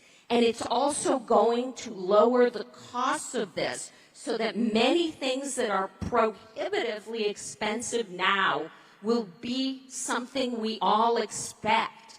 And that's how these technologies work through things. AI, see, I think of AI as not a thing on its own. AI will be in everything, and we will assume those capabilities, and that will really change industries and create brand new ones. So, Udi, you know what? Let's dive in a little bit into this sector of tech, and specifically programmers, which are the basic, right, the core of this technology. Some of them are fearful for the changes that AI brings into the field of writing code. I don't know if everybody is aware, but AI can write code for you and accelerate your production rate at 5 times, 10 times, sometimes if you're capable of using it. But that means that we don't necessarily need the other 9 people working here.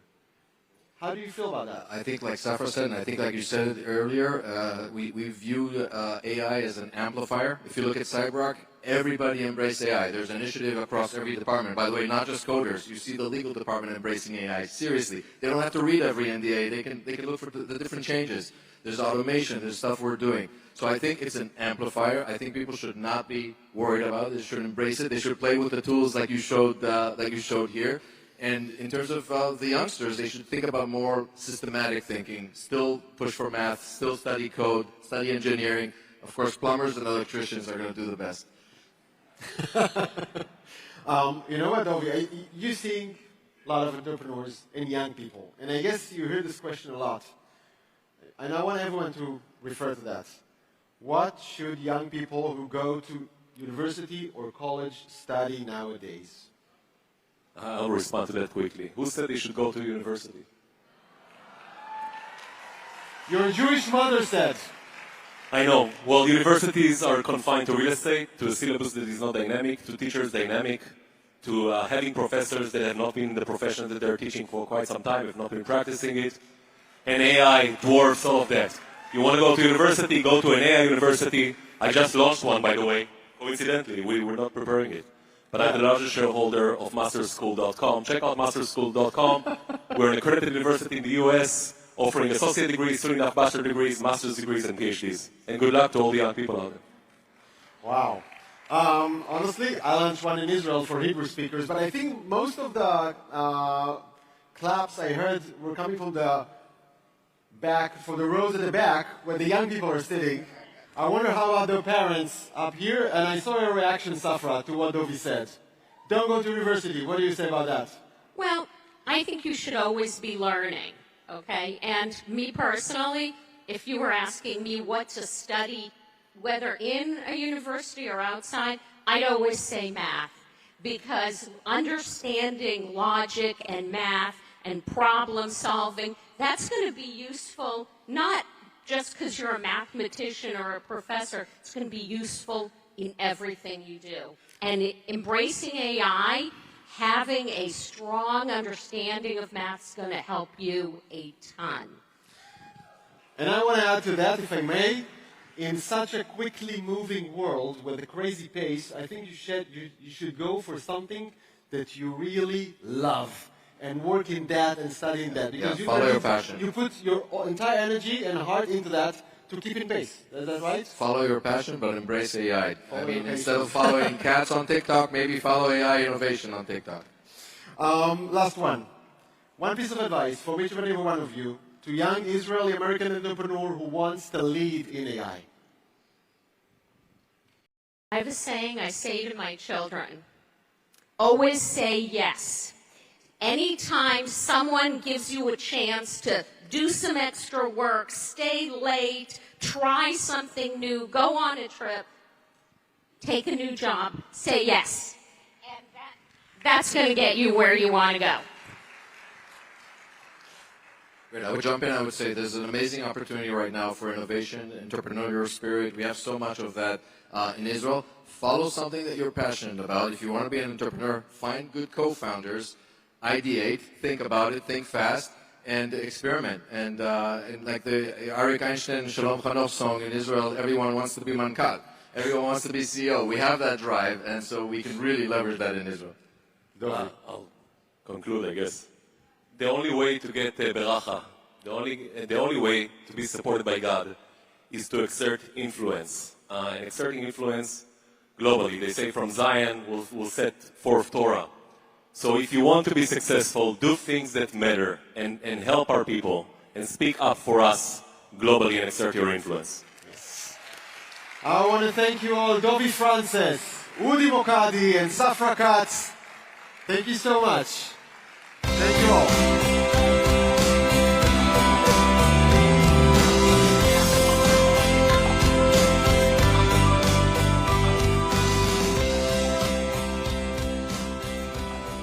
Thank you very much, Safra, Dovi, Udi, and Lo. Our next speaker is an Israeli-American podcaster, TV personality, author, influencer, and a key figure in the Israeli-American community. Ladies and gentlemen, please welcome Siggy Flicker.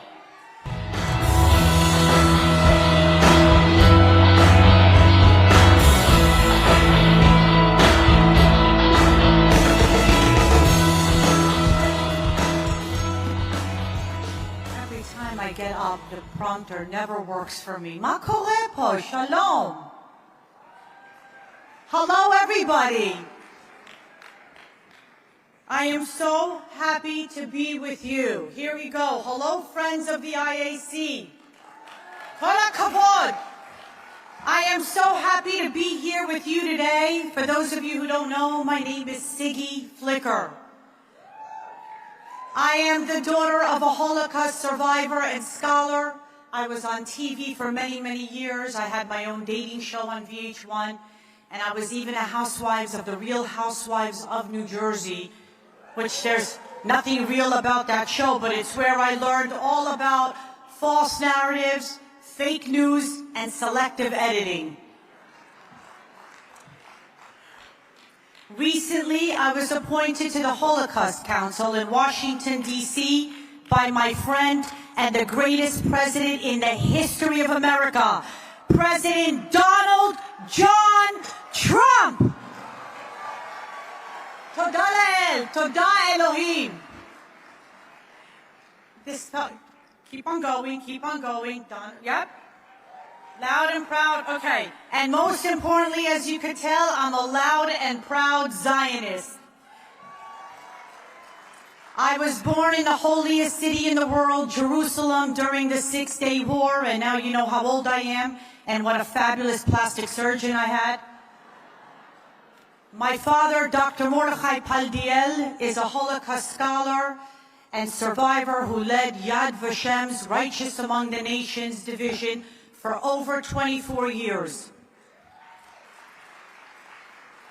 Under his leadership, more than 19,000 non-Jews were honored who risked their lives to save a Jewish life.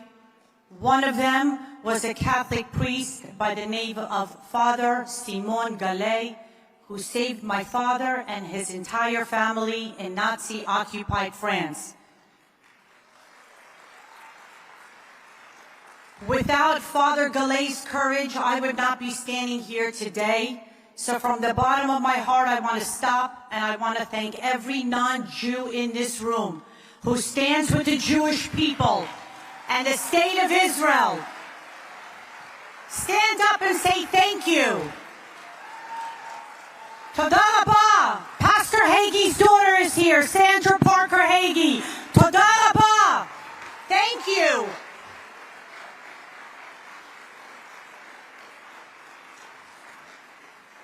I grew grew up deeply aware of history, my family's and our people's. My grandfather fled oppression in Iraq in 1930 and later gave his life to Israel's War of Independence.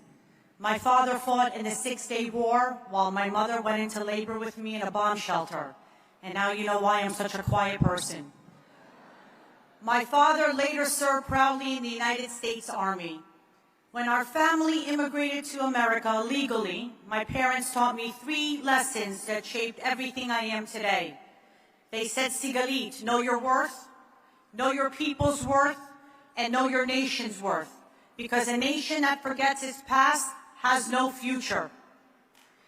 Every Friday night, we would gather around the Shabbat table for Kiddush, and my father would repeat story after story about the Holocaust. And I would say, Abba, lama kol hasipurim ha'ele? Why do we have to repeat story after story? And my father said, Siggy, listen, I want you to understand one thing. Anti-Semitism is like cancer. It may stay dormant for many years, but when it shows its ugly face, I want you, my daughter, to be prepared to fight it and look at it in the eye and defeat it. And boy, I do it every day, and I'm so proud of it.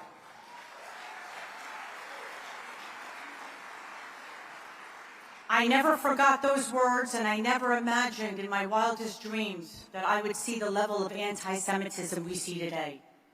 So my friends, how do we fight anti-Semitism? The answer? Unity. This community is inseparable and is a major part and a major contributor to the culture, economics, and society of the United States of America. But we're also profoundly connected to our Israeli roots.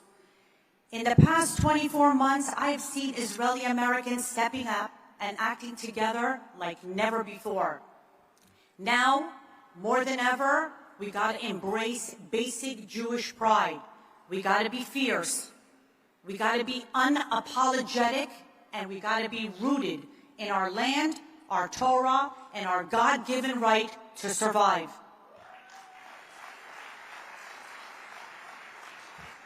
Israel, today, after October 7th, is even more of a powerhouse than it's ever been before. Toda Rabba Hashem, kapara ani ala am sheli. Because a powerless Jew is a vulnerable Jew. So now more than ever, listen closely. Jews and Christians must unite to save Western civilization from evil. End of story. Jews and Christians, we are bound by Torah, by Bible, by the 2 greatest commandments. Love God with all your heart and love thy neighbor. A united community that is proud, that is strong, that is moral. One that knows the difference between truth and all the trash propaganda that they're trying to shove down our throats. One that has the courage to stand with Israel, the only democracy in the Middle East and the only nation that shares our soul. Together, beyachad, united, we're gonna win. We have Hashem, and we owe it to our children and grandchildren because they deserve to grow up in freedom and be safe. So now everybody, let's all stand up. Let's all sing together. Let's all unite. There's a song that we're all going to sing. It's called A Tribe of Brothers and Sisters. Shevet Achim Ve'achayot. And let's call up the talented maestro, Idan Reichman.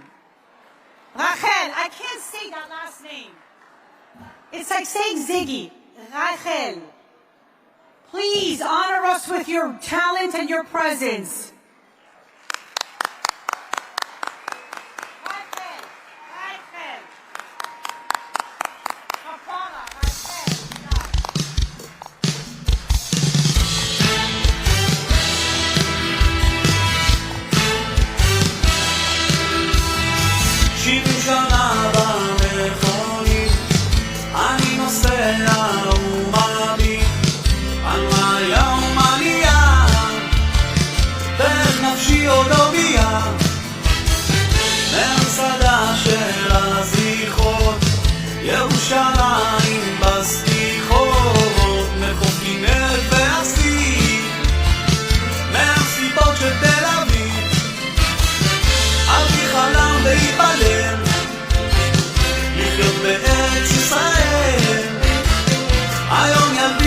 שואל מה הסיפור של ישראל כאן זה בית, כאן זה לב ואותך אני לא עוזב אבותינו שורשים ואנחנו הפרחים המנגינות שבט אחים לחיות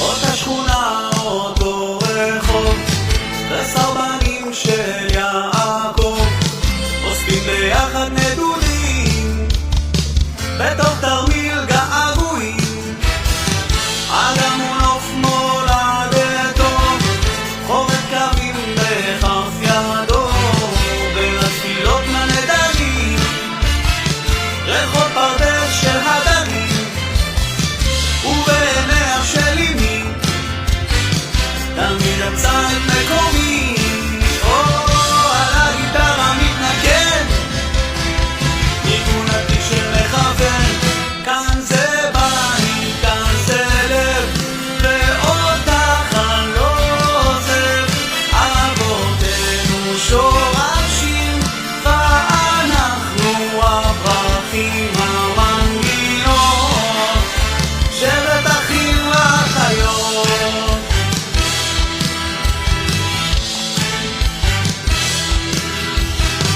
מבראשית הכל תפנו טלאים טלאים של הסיפור כמו שתי מילים להתחבר בחוט זהב של משורר אני מכאן אני שייך בכל חבר שלי כמו אח אתה בועמת לבבי אני מזרח מערבי כאן זה בית, כאן זה לב ואותך אני לא עוזב אבותינו שורשים ואנחנו הפרחים המנגינות שבט אחים לחיות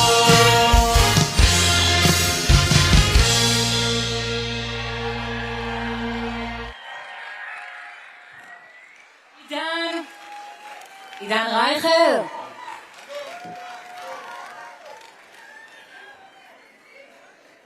You want to take your seats for the next conversation? And may I just say thank you to Siggy Flicker as well for the powerful words. Our next role model is one that you all know very well. She's a household name, a symbol of courage and of being true to oneself, and a vocal and enthusiastic supporter of Israel.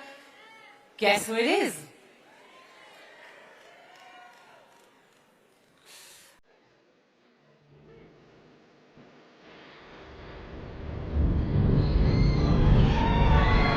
Caitlyn Jenner burst into the national consciousness while capturing Olympic glory. Recently become perhaps the most famous face in the transgender community. You just cannot believe that one human being can do that to another person. Talk about it. You know, we can't just let all those lives just be gone. This is home for just about every religion in the world. And it's amazing how they're all on top of each other. Not just Israel, the people of Israel. They're amazing, amazing people. Ladies and gentlemen, please welcome Caitlyn Jenner! In conversation with Regev Pool, founder and CEO of Narrative Group, an influencer marketing and celebrity agency.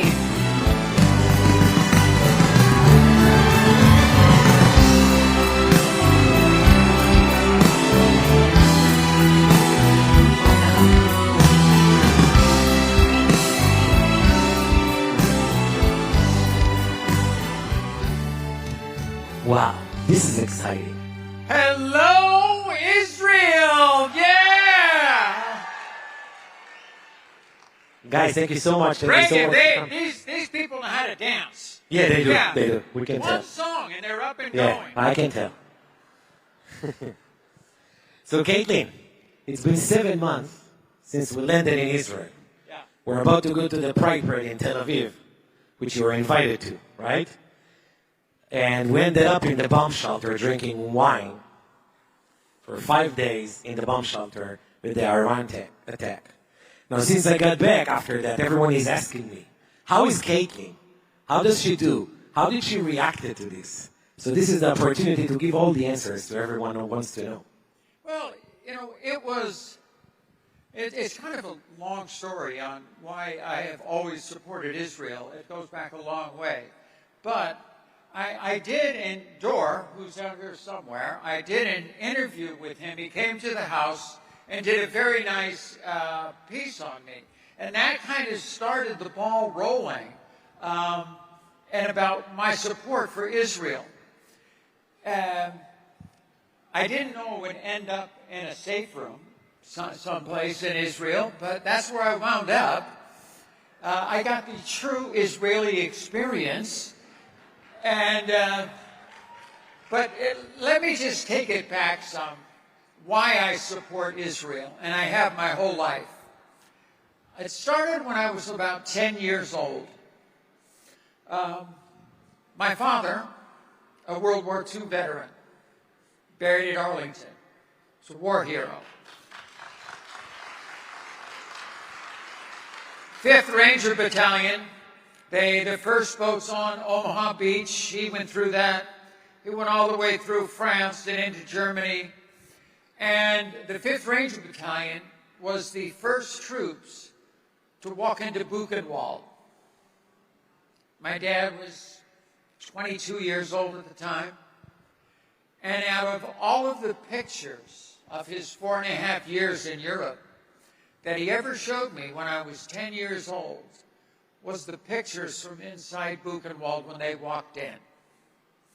I, as a 10-year-old, I couldn't believe what I was seeing. And it really greatly affected me. And obviously, because that was the only pictures he showed anybody of World War II, it greatly affected him. So I've always wondered why these things are happening. Why is Israel? What's going on? Cut to 10, 12 years later, my first Olympics, Munich, Germany.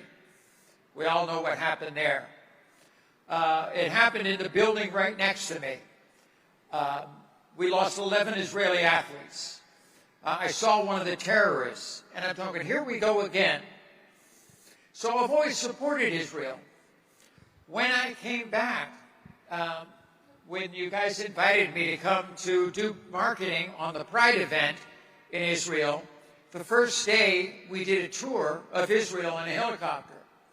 First place we went, the site of October 7th. To go there and see the inhumanity, savages can do that to another unarmed person and just walk up. For me, it was my Holocaust. I could see what my father saw back in Buchenwald many, many, many years ago. And it really greatly affected me to go into the homes where things were happening. And here I go again. So because of all of that, I've just been a great supporter of Israel and a very vocal supporter of Israel. But it is because it has deeply affected me and your struggle and what's going on. When I came in to do the Pride event, when I was back in the States, and people would ask, well, what are you doing? And I said, well, actually, next week I have to go to Israel. Oh, you're going to Israel. And I said, what are you doing? And I said, well, I'm helping with the marketing for the second largest Pride event in the world. New York's #1, second is Tel Aviv. And every person said the exact same thing. Tel Aviv, are you kidding me? I said, yes, they're very open-minded people. They're great people.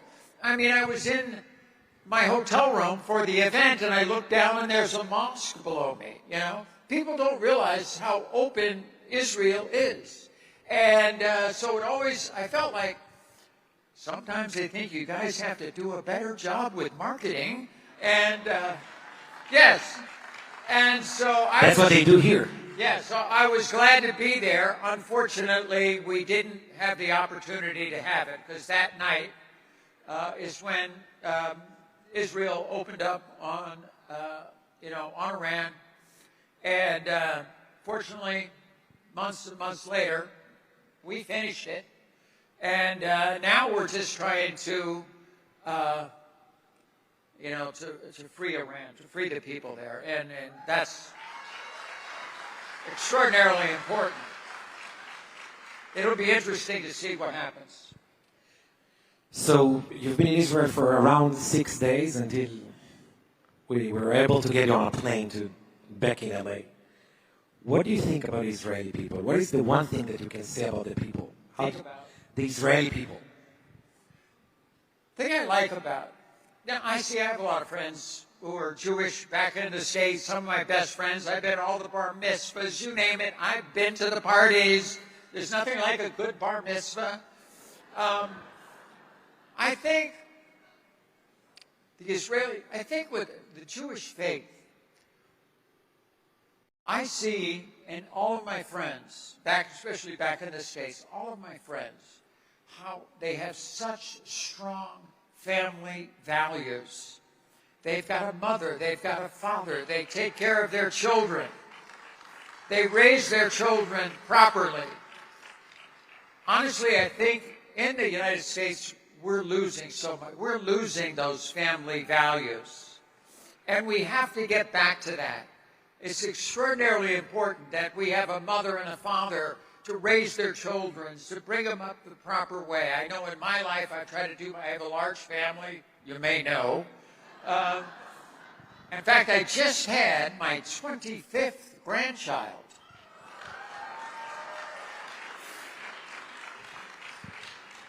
I'm going for 30.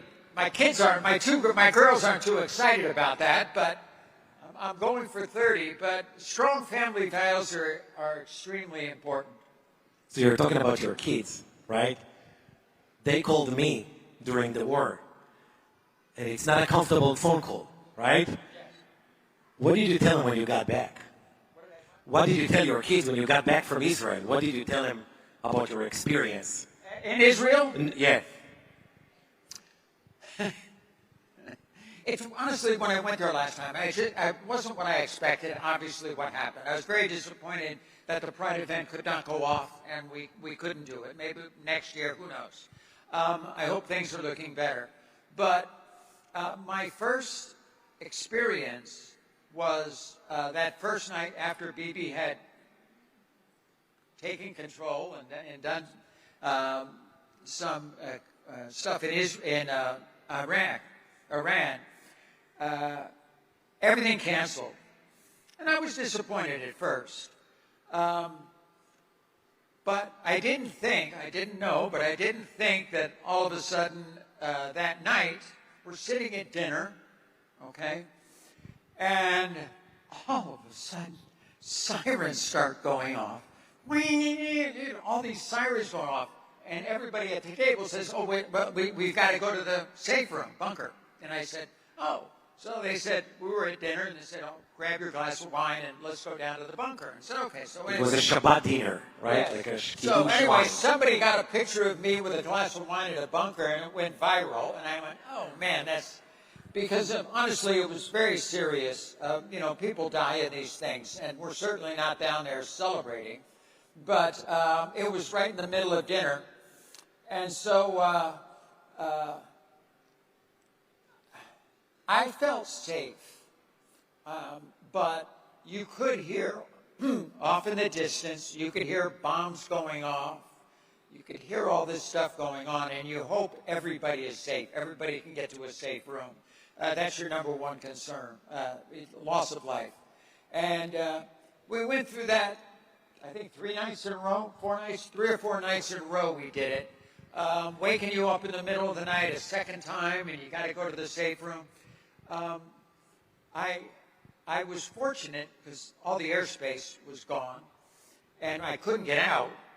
but I had a travel agent that was at the airport, or at the hotel, and she figured out a way that we could get out of Amman, Jordan. So we hopped in a car, went across the Israeli-Amman-Jordan border. Fortunately, I was a little concerned, a little trans girl getting with her passport, getting through the, I was wondering how that was going to go. But no problem whatsoever. No problem whatsoever. Got through into Jordan, was able to get out. But because of that, because I was being followed very closely by everybody in the States, am I getting out or not? The lady that I was with was extraordinarily helpful. And because of that, I think we got like 20 people, American citizens and stuff, out because of her. She worked out a deal where she could get people out and was very helpful. So not just me getting out, but all the other people that were able to get out under a very difficult situation, very difficult situation. We're about to wrap up. One last thing. So since October 7, we see the rising and the increasing in the anti-Semitic position to Israelis and Jews around the world, and here in America. What is your message to Israelis and Jews that lives here those days? Boy, there is, I think the next year, couple of years, is going to be very important for the world. We're all today sitting there for the first time in the United States in a long time. I'm obviously a very big supporter of Donald Trump. I consider him a friend, and just Pam Bondi was here earlier. I had a chance to spend some time with her. For the first time in the United States, we actually have a leader, a strong leader. And our support of Israel and Israel's support of us is very important in the world right now. I am hoping for the best. It's not going to be easy, but I'm hoping for the best. I feel like your country and our country is in a good place to change the world. The world is changing right now. Literally, it is changing. And it's changing quickly, because you would have thought 6 months ago, a year ago, that these things would be happening. You would say, oh, that's never going to happen, But it is happening. And we have to stay strong. We have to stay focused, because the world can be a lot better place if we do.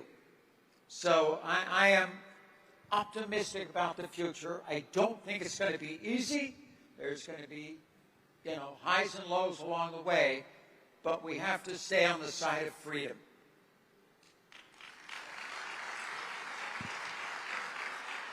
It's a good opportunity to thank you so much for everything you've done for Israel and for the friendship. I appreciate it. We appreciate it. Go Israel! Yeah! Thank you so much.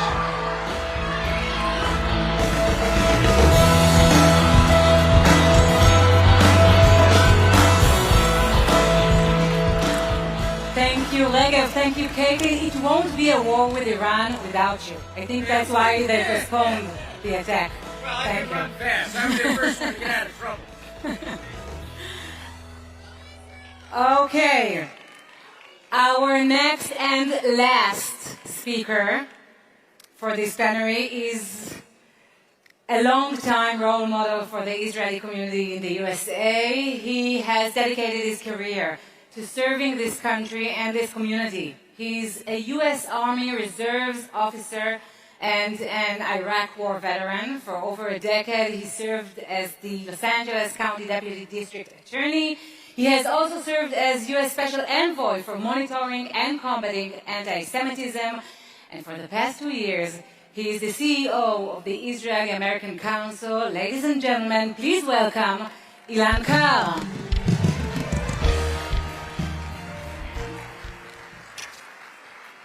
Shalom, IAC! How great is this summit? You're having a good time? Is this good content? not only great plenaries, don't forget the amazing breakouts, and don't forget our incredible Shuk and Expo with incredible companies from Israel with cutting-edge technologies, real estate developers, mind-blowing stuff, so make sure to check out the Expo. Look, I have the great pleasure of closing this Shabbat plenary. But before I do that and send you all off for Kabbalat Shabbat, I would be remiss not to say a few words about us, about why we're all here, about why we have this conference, and about why we have IAC. Look, I've been involved in the Jewish world for a long time, and there are many, many very, very good organizations out there, but this one is different. IAC is different because it is not only an organization of advocacy or of positions, though we do advocate and we do have positions. But IAC is a community-based organization. That makes us different. We are built on people, on kids and teens and students and young professionals and parents and grandparents, a coast-to-coast community that turns out not in the thousands, not even in the tens of thousands, in the scores of thousands and in the hundreds of thousands. We turn out to celebrate together. We turn out to celebrate our heritage and our special occasions, but also we turn out when the Jewish people needs us most. And boy, have we done that since October 7th. We turned out, yes, in memorials and in vigils and in demonstrations and in demands to release hostages and demands that the U.S. support Israel. And we turned out on the campuses, the first, the leaders, to bring thousands onto American campuses during the heights of the encampments and to say enough is enough. From UCLA to MIT, we turned out in the thousands. And by the way, where are the encampments today? And so we are a community-based organization, and our community, engaged and unified, is mobilized for impact. Because it's not only about community for fun, although fun is important. That's why we end these conferences with a concert. Because it all starts with fun and mishpacha. But it's about getting things done. And so we are rooted in community, but make no mistake, mobilized for impact. Because when we face the challenges we confront today, and not only the challenges we confront today, but the opportunities that we have today, our united coast-to-coast community is determined to make an impact. And that means making sure that we keep anti-Semitism out of our classrooms. That means to make sure that our elected officials better know who we are and better appreciate who we are and better cater to our needs as well. And that means when there are anti-Semites running for public office, we, with our Christian allies, are going to run them out of town. And so in the coming year and 2 years, we will be focused, laser-like, on training and teaching and preparing our community to make that kind of impact through civic engagement and powerful programming that makes tangible results. You want to know how important community is? It's not accidental. It isn't icing on the cake. When it comes to Jewish peoplehood, community is the cake. That's why Idan Reichel just led us in a song whose words come from the ancient words of King David. Shevet achim gam yachad. Achim v'achayot, yes, we can add it. Gam yachad. It's why, by the way, when we begin the book of Shmot, as we did this past Shabbat, a few days ago, we began reading the book of Shmot in Parashat Shmot. And the book of Shmot is what? The book of? Yes, I heard it. Exodus.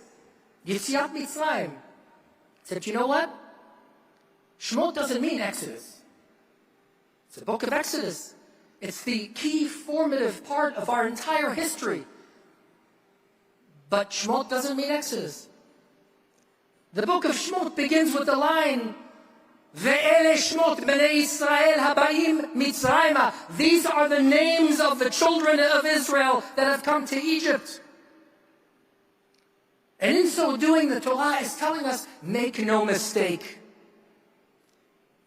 When you read the words Bnei Yisrael throughout the book of Exodus, about our coming to freedom and going through the desert and establishing sovereignty in our promised land, make no mistake, when you read the words even in 1,000 or 2,000 or 3,800 years later, we're not talking about a figurative community.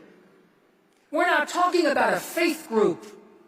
We're not talking about people with a joint mission or unique shared interests. We are talking about a family. Ve'ele Shmot Bnei Yisrael. These are the names, and it lists the names so that we know where we come from. And Siggy Flicker said it so beautifully. A people that doesn't know where it comes from has no future. And so the book of Shmot begins with Shmot, the names, so that each and every one of us knows we are a family. And when we fight together as a family, when we put differences aside, when we stand arm in arm and shoulder to shoulder to face every challenge and seize every opportunity, our enemies do not stand a chance. And that's why the state of Israel, in its darkest times and as it rose to among its greatest times, did so under the slogan, Biyachad Ninatzeach, Mipnei Shebiyachad Ninatzeach. And all of these things we do at IAC, and all of the impact we make would not happen without some very, very important people. And with this, I want to close with some very important thank yous. First of all, to our board of directors led by our co-chairs, Avi and Tal, to our lay leaders across the country, members of our councils from coast to coast, to our donors, I like to call them investors, who believe in us and invest in our future.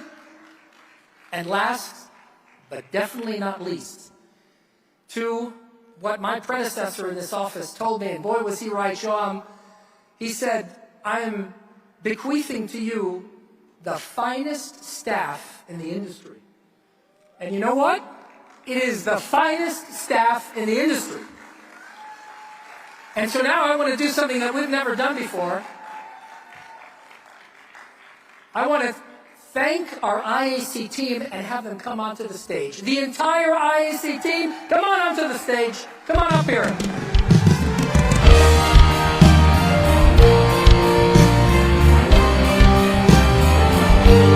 They are amazing.